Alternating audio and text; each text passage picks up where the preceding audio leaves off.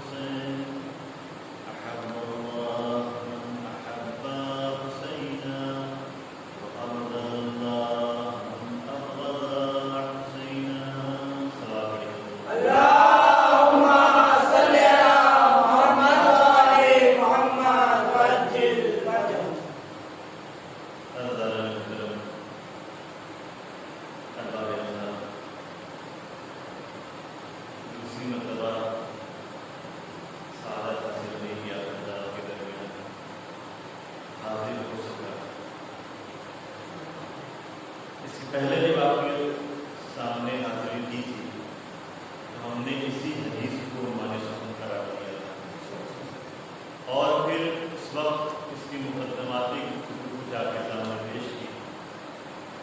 آج اسی سلسلے کو آگے بڑھاتے ہوئے تاکہ ایک حد تک اس حدیث کے سلسلے سے گفتگو ہو جائے، میں نے دوبارہ اسی حدیث کو عنوان قرار دیا جس میں پیغمبر اسلام ایک عظیم چیز کو بیان کرتے ہیں. پیغمبر اسلام ایک عظیم منظر کو پیش کر رہے ہیں کہ آج امت مسلمہ اگر اس حدیث کو مان جائے، اگر اس حدیث کو سمجھ جائے تو اسے حسینیت کے راستے پر چلنے سے کوئی چیز روک نہیں سکتی. اس حدیث میں نبی پاک صلی اللہ علیہ وآلہ وسلم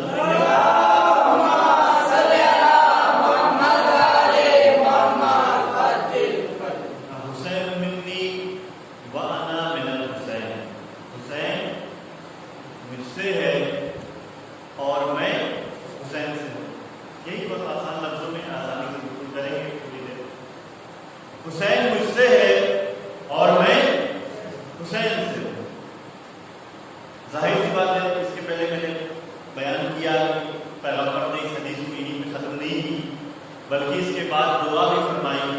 شاید آپ کے ذہنوں میں وہ چیز ہو, احب اللہ من احب حسینا وابغض اللہ من ابغض حسینا. بارگاہ تو محبت کر, تو دوست رکھ, تو اپنا بنا اسے جو حسین کو اپنا بنائے.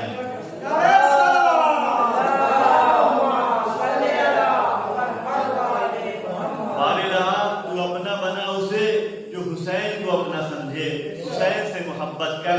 اور نبی نے صرف یہی پہ بات مکمل نہیں کی بلکہ آگے بھی کہا ابغض اللہ من ابغض حسینا. اور تو اسے دشمن رکھ جو حسین سے دشمنی رکھے, تو اس سے دشمنی رکھ جو حسین سے دشمنی رکھے. عزادارو, میں نے یہ بھی آپ کے سامنے بیان کیا کہ ہماری اور آپ کی دعائیں ممکن ہے کہ ہم بارگاہ خداوند عالم میں دعا کریں, وہ دعا بارگاہ خداوند عالم میں پہنچے, لیکن اس کے بعد بھی ہماری دعا رد ہو جائے. کیوں؟ کیونکہ عین ممکن ہے کہ شرائط مکمل نہ ہو, عین ممکن ہے زبان ہماری پاکیزہ نہ ہو, عین ممکن ہے حالات سازگار نہ ہو, عین ممکن ہے ہمارے لیے مناسب نہ ہو. لیکن جب کوئی دعا پیغمبر کریں گے تو پوری کائنات مل کر کے بھی اس دعا کو رد کرنا چاہے تو نہیں کر سکتی. پیغمبر نے دعا کی بارگاہ محبت کر اس سے جو حسین سے محبت ہے, اللہ نے اس کو قبول کیا. حسینی بن جاؤ, اللہ کے محبوب بن جاؤ گے. ایک سلوات پڑھیے محمد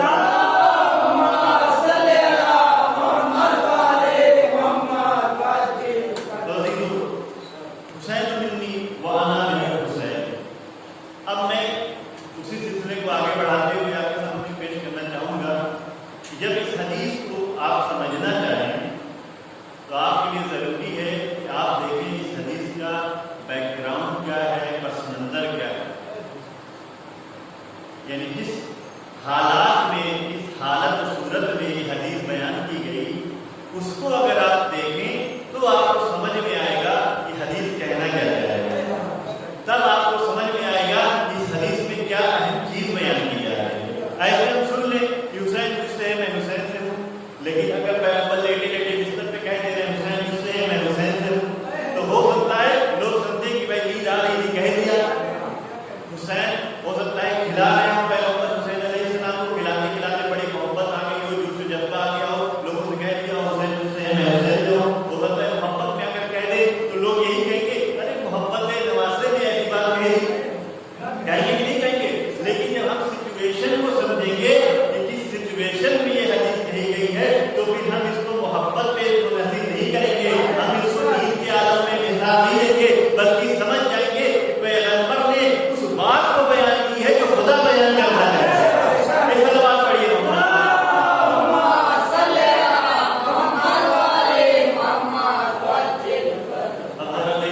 کیا ماحول تھا.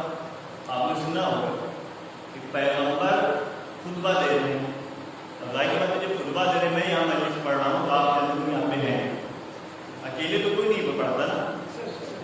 تو پیغمبر خطبہ دے رہے ہیں تو ظاہر سی بات ہے اپنے شہر کی عظیم ترین شخصیت, جتنے چاہنے والے ہیں, ماننے والے ہیں, خطبے کو سننے آئے ہوئے ہیں, گفتگو سننے آئے ہوئے ہیں, ہے نا.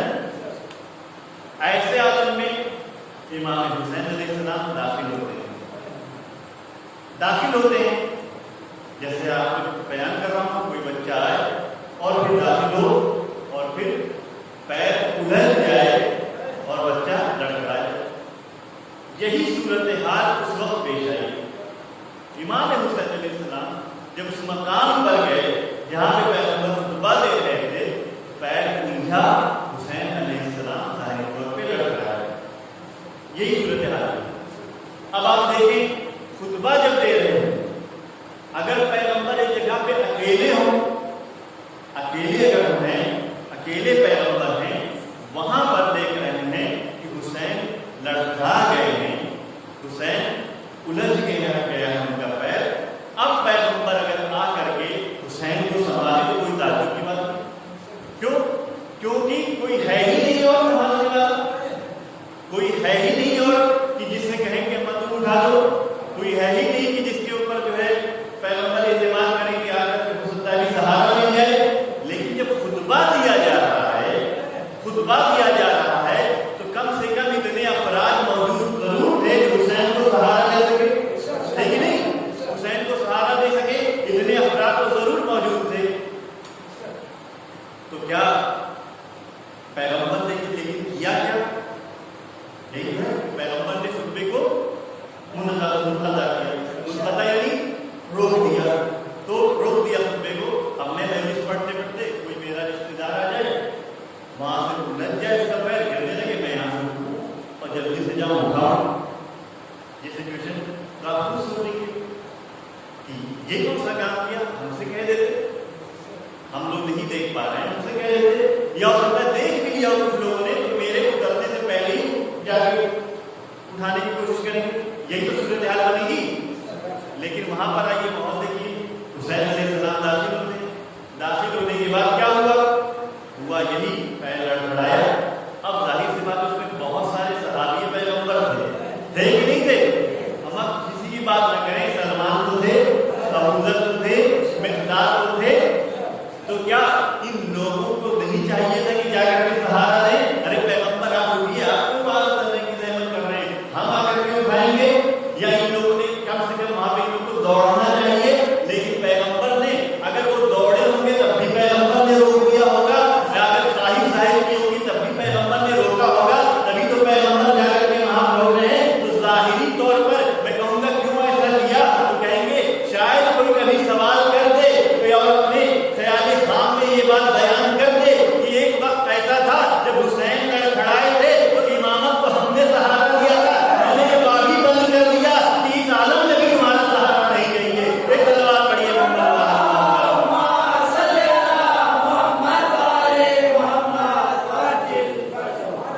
اب عزیزو پیغمبر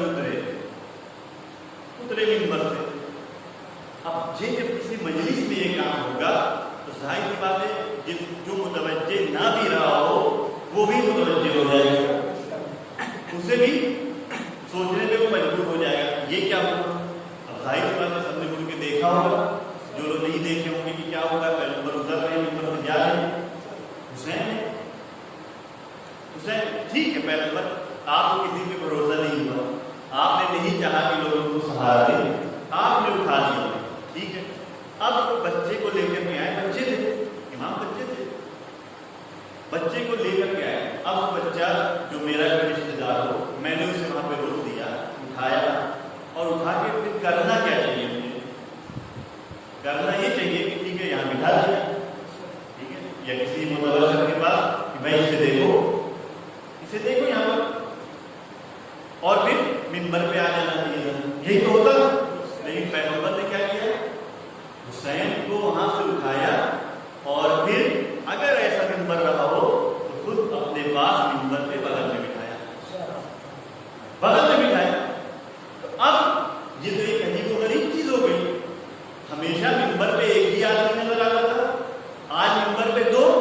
یہ واقعہ تاریخ میں شاید دو ہی بار ہوا ہو. ایک اس واقعے کے دوران ایک میدان غدیر میں جہاں پر منبر پہ دو شخص ایک ساتھ نظر آئی. ایک سوال پڑھیے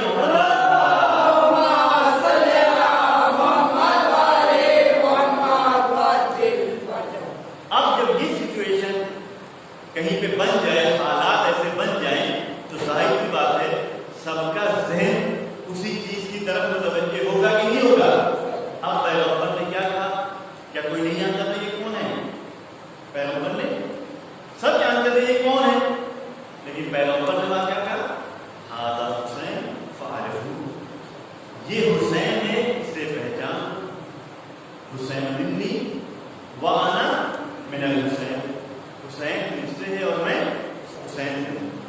ایسے ماحول میں جہاں پر کوئی دوسرا سہارا دے سکتا تھا, ایسے مجمع میں جہاں سب حسین کو پہچانتے تھے, وہاں پر آ کر کے حسین کا نام لے کر کے پہچانوا رہے ہیں اور یہ کہہ رہے ہیں کہ یہ حسین مجھ سے ہے, میں اس سے ہوں. تو عزیزو اگر یہ عام حالات میں یہ بات پیغمبر کہتے تو شاید لوگ اسے ہلکے میں لے لیتے, لیکن ایسے ماحول میں اگر یہ بات کہی جا رہی ہے یعنی پیغمبر اپنے نواسے کا مرتبہ نہیں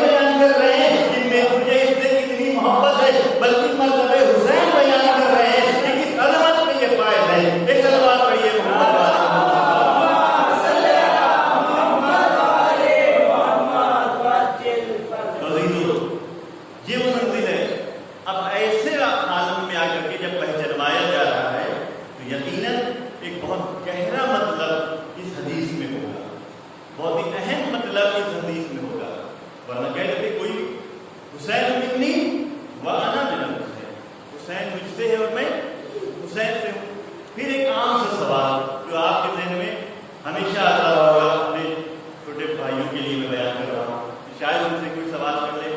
ہر جگہ سب کے دوست ہوتے ہیں، دوست میں طرح طرح کے لوگ ہوتے ہیں، کوئی دوست کیسا سوال کر لے نہیں پتا، تو جواب ہونا چاہیے کہ یہ تو سمجھ میں آتا ہے کہ حسین پیغمبر سے ہیں. عام سا سوال ہے، بارہا سنا ہوگا لیکن شاید کوئی الگ سی بات. حسین پیغمبر سے ہیں یہ بات میری سمجھ میں آتی ہے، لیکن پیغمبر حسین سے ہیں یہ کیسے ہو سکتا ہے؟ ٹھیک ہے باپ بیٹے سے، ایسا ہے نہیں بھائی، بیٹا باپ سے ہوتا ہے، بیٹا باپ سے یہ بات سمجھ میں آتی ہے، لیکن کہتے باپ بیٹے سے تو کہیں گے آپ تھوڑا سا لگ رہا ہے نیند آپ کی پوری نہیں ہوئی، اس طرح کی بات کہیں گے نا. تو عزیزو اگر پیغمبر یہ بات کہہ رہے ہیں تو بھائی ہم جیسے لوگ جو پیغمبر کو معصوم مانتے ہیں کبھی کوئی الٹی چیز ذہن میں چیز نہیں لائیں گے. ہاں وہ اور لوگ ہیں جو پیغمبر کو ہذیان کی نسبت دے دیتے ہیں، جو پیغمبر کو اپنا جیسا سمجھ بیٹھتے ہیں. اگر ایسے لوگ سوچے تو سوچ سکتے ہیں، لیکن وہ جو ایسی بات کو پیغمبر کے لیے قائل ہے، ایسا اعتقاد رکھتا ہے کہ پیغمبر جو کہتے ہیں وہ وہی کہتے ہیں جو اللہ کہلواتا ہے، تو اس کا مطلب اگر یہاں پہ پیغمبر یہ بات کہہ رہے ہیں تو خدا نے ان سے کہلوایا ہے کہ کہہ دو، سب سے بتا دو، سب کو سمجھا دو کہ جس طرح سے حسین تم سے ہے ایسے ہی تم بھی حسین سے ہو. ایک جواب پڑھیے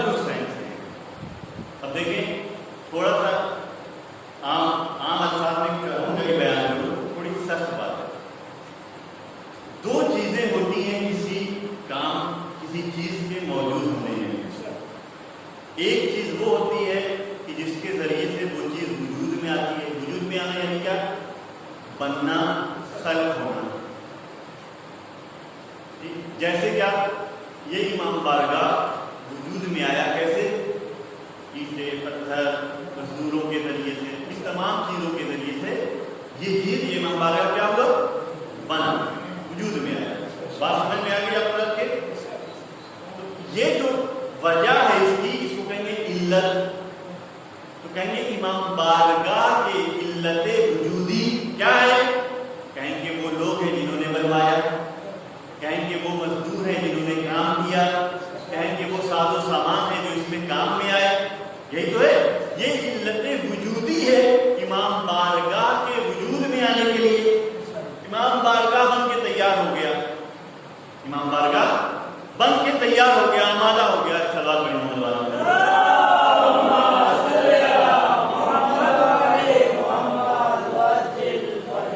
امام بارگاہ کو بنانے میں جو چیزیں ضروری تھیں وہ اس امام بارگاہ کی علت وجودی تھی. یہ لفظ میں نے آپ کو سمجھا دیا آسانی سے.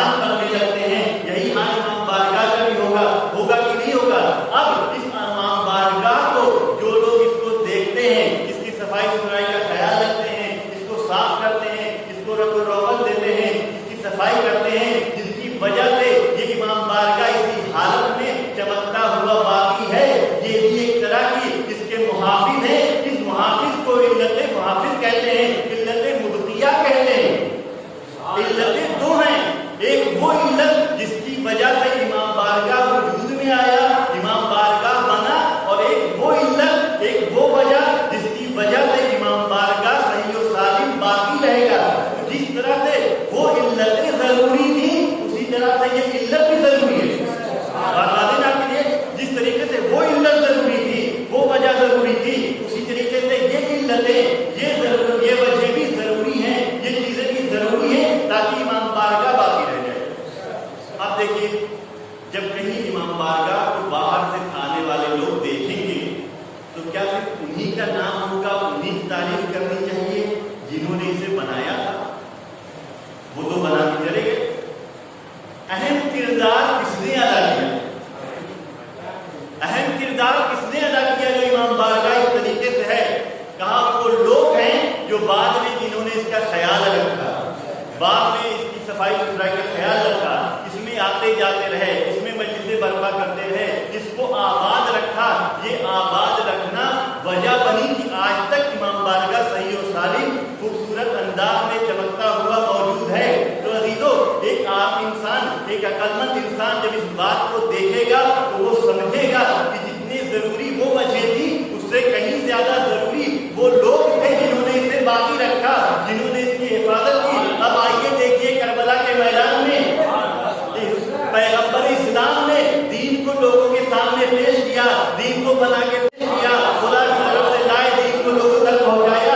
لیکن اس دین کے محافظ کون ہیں؟ کس نے اس دین کو بچایا؟ کس کی وجہ سے آج دین کا نام ہے؟ جس کی وجہ سے دین کا نام ہے. جب دین کا نام ہے تو جب دین کا نام ہوگا تو دین کے پیغمبر کا نام ہوگا. پیغمبر آ کے بیان کر کے چلے جاتے, شاید کوئی نام لینے والا نہ ہوتا. یہ حسین کی ذات ہے جو پیغمبر کا نام ہے. ایک سلوات پڑھیے.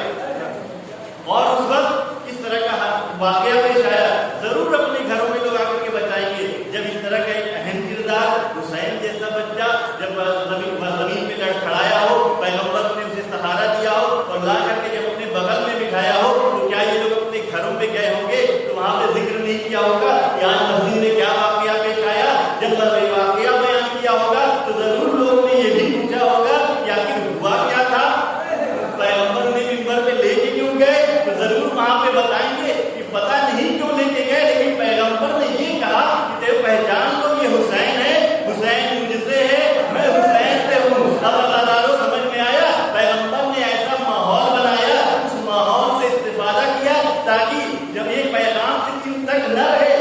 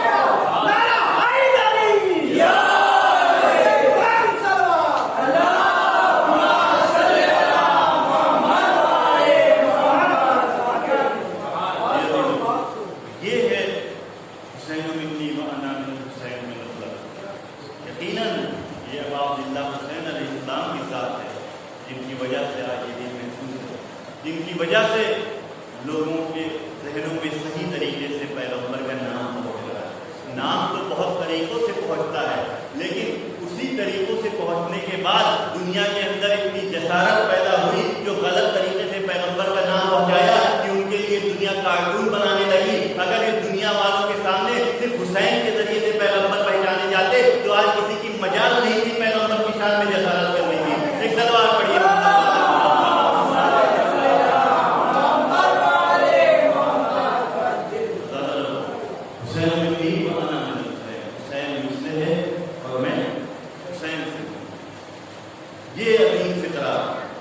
نبی پاک نے اپنے تمام چاہنے والوں کے سامنے بیان کیا تو امت مسلمہ صرف اسی فکرے کو لے لے، صرف اسی فکرے کو اپنے ذہن دل میں بسا لے تو کیا اس کے لیے نجات کا راستہ فراہم نہیں ہوگا؟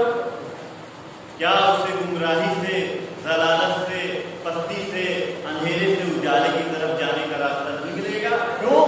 کیونکہ حسین وہ ذات ہے جنہیں پیغمبر نے صرف یہ نہیں کہا ہے کہ حسین مجھ سے ہیں، میں حسین سے ہوں، بلکہ یہ بھی کہا ہے ان الحسین مصباح الہدیٰ سفینۃ النجات، حسین ہدایت کے چراغ ہیں اور نجات کی کشتی ہیں۔ امت مسلمہ تم اپنے کو حسین تک پہنچاؤ، یہ چراغ اتنا روشن ہے جتنا بھی اندھیرا ہو سب دور ہو جائے گا۔ ایک سلوات پڑھیے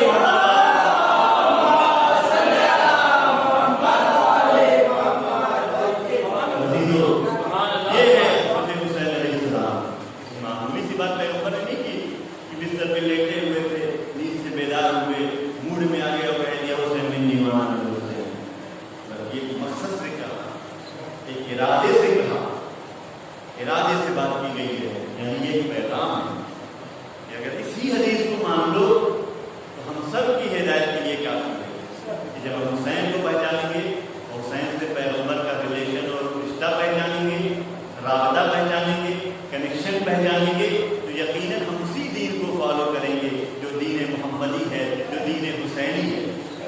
جب دین حسینی انسان تک پہنچے گا تو حقیقت میں دین حسینی ہی دین محمدی ہے۔ جب دین صحیح دین محمدی پہنچے گا تو پھر نجات اور رہائی اس کے نصیب میں ہوگی۔ یہی تو ہے، یہ پیغمبر نے عظیم فطرہ لوگوں کے سامنے پیش کیا، اور آج شب شہادت پیغمبر ہے، وہ پیغمبر جو صاحب خلق عظیم، صاحب خلق عظیم، انک لعلی خلق عظیم، ہم نے تم کو خلق عظیم پر فائز کیا ہے۔ خلق عظیم کیا ہے؟ خلق یعنی اخلاق، کردار، اچھا کردار، یہ کیا ہے؟ آسان لفظوں میں یہ خلق ہے۔ اخلاق کچھ بھی ہو، کسی کا اچھا ہو، یہ بھی بہت بڑی بات ہے کہ نہیں؟ کوئی صحیح سے مسکرا کے کسی سے مل رہا ہو، کسی کے احترام میں صحیح سے کھڑا ہو رہا ہو، صحیح سے مصافحہ کر رہا ہو، صحیح سے گفتگو کر رہا ہو، عزت سے بولتا ہو، عزت سے ملتا ہو، یہی ایک کام انسان کر لیتا ہے تو لوگ اس کے قصیدے پڑھتے نظر آتے ہیں، لوگ اس کے لیے اچھی اچھی باتیں کرنا پسند کرتے ہیں، لوگ اس کی پیٹھ کے پیچھے بھی تعریف کرتے نظر آتے ہیں۔ تو جب انسان کے اندر چھوٹی سی اچھائی آ جاتی ہے تو لوگ اس کے گرویدہ ہو جاتے ہیں، لوگ اس کا نام لینے لگتے ہیں، ہاں بہت اچھے اخلاق کے حامل ہیں، بہت اچھے کردار کے حامل ہیں، بہت اچھے اخلاق کے مالک ہیں۔ تو جب عام انسان ایک خاص اعتبار سے، خاص موقع پر کچھ اچھے اخلاق کا مظاہرہ کر دیتا ہے تو دنیا اس کی تعریف کرتی ہے۔ تو جو صاحب خلق عظیم ہوگا، یعنی اخلاق کے عظیم مرتبے کا مالک ہوگا، اس کا اخلاق اتنا بلند ہوگا کہ جب دنیا والوں کے سامنے وہ اخلاق پیش ہوگا تو بھلے ہی کسی بھی دین پہ رہے ہوں لیکن ایک دن ضرور ان کے دین کو اپناتے ہوئے دنیا نظر آئے گی۔ ایک سلوات پڑھیے محمد والے۔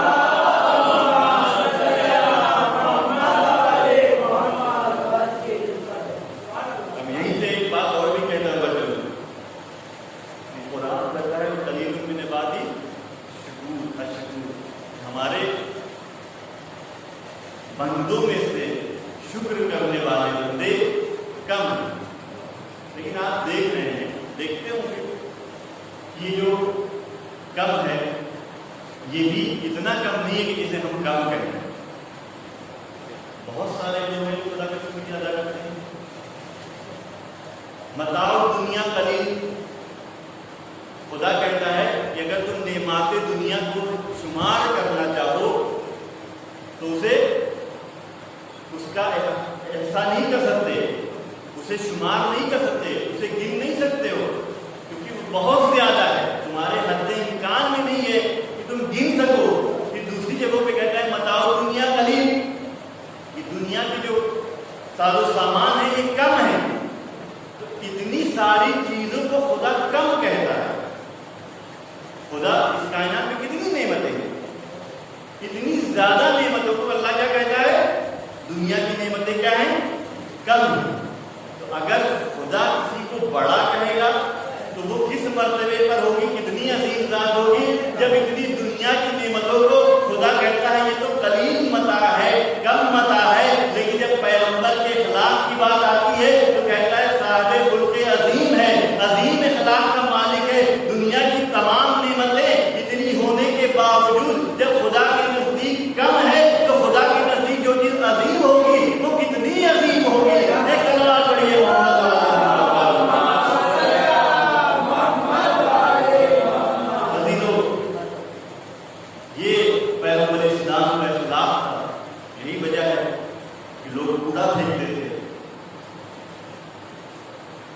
خلادتیں دیکھتے تھے, لیکن پیغمبر کبھی رنجیدہ خاطر نہیں ہوتے تھے.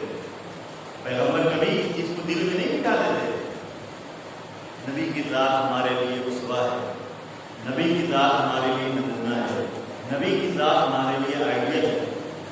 ایسی چیزیں ہمارے آپ کے ساتھ کوئی کرے تو ہو ہی نہیں سکتا کہ پہلے ہی دن اسے ہم تھپڑ نہ مارتے ہیں. بہت زیادہ ہم نے ریاکاری میں اخلاق کا مظاہرہ کیا تو 1 سے 2 دن, 3 دن, چوتھے دن تو لڑائی پڑتی ہے. ہمیں سمجھ میں نہیں آتا, میں خود یہاں گزر رہا ہوں, میرے مجھ سے کیا دشمنی ہے, ذرا سا دیکھ کے پھینکا کرو, کوڑا دیکھ کے پھینکا کرو, غلطیں دیکھ کے پھینکا کرو, یہی تو کہیں گے. لیکن پیغمبر برداشت کر رہے ہیں. پیغمبر کہیں گے یہ تم لوگ ہو جو 1 سے 2 دن بھی برداشت نہیں کر پاؤ گے, کیونکہ تمہیں معلوم نہیں ہے کہ کس مقصد کے لیے میں یہ کام کر رہا ہوں. تمہارے سامنے کوئی عظیم مقصد نہیں ہے, میرے سامنے ایک عظیم مقصد ہے. میں چاہتا ہوں کہ جو کوڑا پھینک رہا ہے یہ اپنی مرضی سے ایک وہ دن آئے کہ میرے ہاتھوں کو چومتا نظر آئے. لہذا پیغمبر نے کسی کو کچھ نہیں کہا. یہی وجہ ہے جب کوڑا پھینکنا بند ہوتا ہے تو پیغمبر عیادت کے لیے بھی جاتے ہیں. جب پیغمبر عیادت کے لیے جاتے ہیں تو یقیناً وہ ذات جو کل تک کوڑا پھینک رہی تھی, پیغمبر پر تلازتیں پھینک رہی تھی, جب یہ اخلاق دیکھتی ہے تو آپ کا کلمہ پڑھتی نظر آتی ہے. ایک سلوات پڑھیے محمد والا. یہ ذات پیغمبر ایسے عظیم اخلاق کے مالک کو حامل ہے. پیغمبر اب تو یہ تھا کہ صاحب اخلاق انسان کچھ کہہ دیتا ہے تو عام پبلک ماننے کے لیے تیار ہے. لیکن ایسے صاحب اخلاق نے جب اپنے اہل بیت کو پہچانوایا دنیا والوں نے آنکھ بند ہوتے ہی بلا دیا. فاتح پیغمبر ہے, یقیناً یہی وہ رات ہوگی کہ جس میں ملک الموت پیغمبر کے دروازے پہ آئے ہوں گے, اور پھر وہ واقعات نے بارہ سنا ہے. دروازہ کھٹکایا اور اجازت چاہتے ہیں کہ میں گھر میں آؤں. سیدہ کیا کہتی ہیں, میرے بابا بیمار ہیں, ابھی ملاقات نہیں ہو سکتی. کئی بار یہ سلسلہ جاری رہا اور پھر آپ کے بابا سے کہتی ہیں بابا نہ جانے کون ہے جو بار بار آتا ہے آپ سے ملنا چاہ رہا ہے. بیٹی یہ وہ ہے جو کسی کے در پہ کبھی اجازت نہیں لیتا. یہ تمہارے در کا مرتبہ ہے جو اجازت لے کے آ رہا ہے. یہ ملک الموت ہے جسے آنے کو میں کہوں گا دادا, یہ وہ در ہے جہاں پہ ملک الموت بھی بغیر اجازت کے نہیں آتے. لیکن آج جب پیغمبر کی آنکھ بند ہوگی, جلد ہی دن گزریں گے تو اس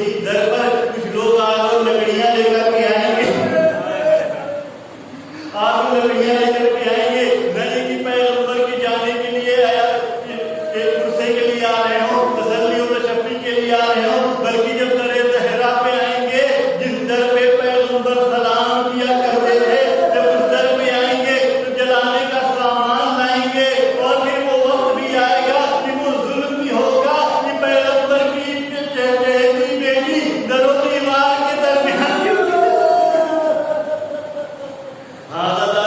یہ ظلم کا سلسلہ رکنے والا نہیں ہے، پھر یہ سلسلہ آگے بڑھے گا۔ آج نانا کا بھی ماتم کا دن ہے، نواسے کے بھی ماتم کا دن ہے، نواسے کی موت شہادت کا عالم دیکھیے، گھر کے لوگ ہی جب کسی کے خلاف ہو جائیں، کسی کے دشمن ہو جائیں تو دوسروں سے کیا امید؟ اپنی توجہ نے امام کو زہر دیا، زہر اتنا شدید تھا کہ جب طے ہوئی تو کلیجے کی ٹکڑے سن لیتے ہیں، لیکن ذرا تصور کریں کہ کسی کے گھر والے کسی کو زہر دے دیں اور ایسی صورت حال ہو کہ امام جب طے کر رہے ہیں تو کلیجے کے ٹکڑے باہر آ رہے ہیں، کیا گزری ہوگی امام پر، کیا تکلیف ہوئی ہوگی؟ آم جب طے ہوتی ہے تو گلا چھلنے لگتا ہے، جب جگر کے ٹکڑے کٹ کٹ کے باہر آ رہے ہیں، امام احتجاج مصطفیٰ پر کیا گزری ہوگی؟ ہاں ہزاروں، ایک وقت وہ بھی آیا جب امام حسن مصطفیٰ کا جنازہ تیار ہوتا ہے اور جنازہ شان و شوکت سے قبرستان کی طرف جانے لگتا ہے، تو پھر ایک ایسا ظلم جو کائنات میں اس سے پہلے نہ دیکھا گیا۔ آج ہمارے یہاں جب کسی کی میت ہوتی ہے تو دشمن بھی اس میت کا احترام کرتے ہیں، اس کے لیے دفن و کفن کا انتظام ہوتا ہے، اس کی تشریح میں شامل ہوتے ہیں، لیکن آئے مدینے میں دیکھیں نبی کے چاہنے والے نبی کی میت پہ حاضر نہیں ہو رہے، جنازے میں شامل نہیں ہو رہے، بلکہ جنازے پر تیروں کی بارش، جنازے میں تیروں کی۔ ہمارے دین میں میت کا احترام ضروری ہے، کوشش کی جاتی ہے کہ اسے ٹھیس نہ لگے، کوئی تکلیف ظاہری طور پہ نہ پہنچے۔ ہاں یہ کیسے مسلمان تھے جو نبی کے جنازے وقت کے امام کے جنازے پر تیروں کی بارش کر رہے ہیں، کتنی مظلومیت ہے، پھر بھی ذرا دل کو سکون ملتا ہے۔ اے میرے مولا، آپ کے جنازے پر تیروں کی بارش ہوئی، آئیے کربلا کے میدان میں، آپ کا بھائی زندہ و سالم ہے، لیکن بدن پر تیروں کی بارشیں ہیں، تیروں سے بدن چھل گئی۔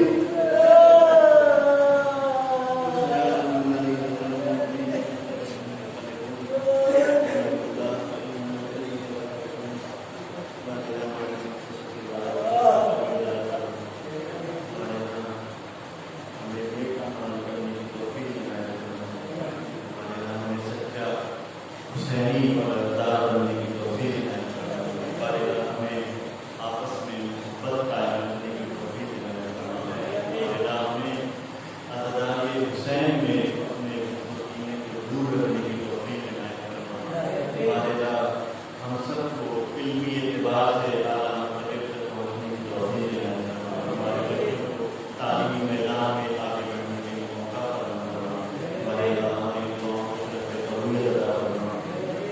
امام اسماعیل کے دور میں تعلیم کرنا ان دستور کی توفیق دے کے مجھے